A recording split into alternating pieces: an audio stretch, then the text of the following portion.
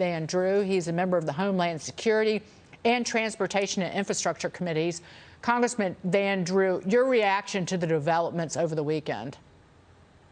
Well, I mean, obviously it's serious. Obviously, I think if the president was stronger all along, a lot of this wouldn't happen. Neither Russia nor China or many other countries have any respect, quite frankly, for our president. And the big issue is, should some sanctions have been done in advance to let them know that we really are serious? We don't seem to be dealing from a position of strength. Finally, I will say for myself, I don't want any of our men or our women, I don't want our boots literally on the ground. I mean, I think we can help them with military items. We can help them with some strategy, but we cannot help them by sacrificing more of our men and women. We've got to worry about our own border. You know, we left actually in Afghanistan. There is probably better armed, the Taliban, than literally Russia might be at this point because of the military policy we have. So we've got to get our act together. Monica Crowley, jump in. Congressman, great to see you. And just a quick reminder that under President Trump, there were no new wars.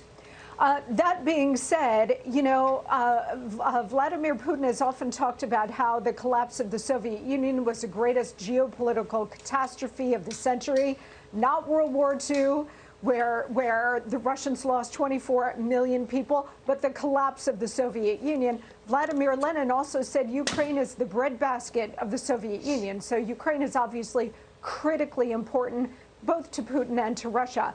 So what do you see if Putin gets his way somehow, whether via an actual invasion or installing a puppet in Kiev? What do you think the geopolitical fallout is going to be for Europe and, frankly, for the world? Well, we know the geopolitical fallout. Europe is going to have less confidence in the United States. When you look worldwide, energy costs are going to go up, particularly in the United States, because we've cut our own production down. We are not producing the energy, and we are not number one where we were, as you so rightly point out, when President Trump was in. Our president's going to have a lot on his hands, and I don't know that he's really going to be able to deal with it. He has to. We have no choice. But, you know, Ronald Reagan said a long time ago, no country is ever attacked because it's too strong. And quite frankly, no country's allies are attacked if it is for being too strong. That's the problem we have. It is the problem we had all along. How could you look at Afghanistan, the complete debacle, the complete stupidity of how that was done, and then have confidence in America that they would be able to make sure that this doesn't happen? At the end of the day, we don't know what Putin's got in his mind. It sure looks like he's going to move, but he's playing a game. And he's a smart guy. He's a KGB guy. He knows about war. He knows about it. He knows the whole thing. So we're going to have to just stand as strong as we can. And we've got to pray to God that this president for a change and that this Congress for a change is strong. And let me be clear again. That doesn't mean boots on the ground, because we just shouldn't do that at this point in time. We have so many internal problems, including our border. Our border is a problem. You know, we're worried about their border, and I get it. But how about the border right here in the United States and all that's going on there? Right. They sent Kamala Harris across the sea. Wrong border. Yeah, what a joke to Kamala Harris. I mean, you know, we have, as you know already, we've set records. 2 million undocumented illegals have been captured. 400,000 of them that are out there, we don't even know where they are. We have no idea. We've lost them. And then there's 10,000 compared to just a couple thousand the year before with President Trump. 10,000 that, besides breaking the law and being illegal, also have much more serious crimes as well. And some of them we've captured and some of them we haven't. We literally have a border that is just leaking. We have a border in which people are coming across that are diseased. People are coming across that have drugs.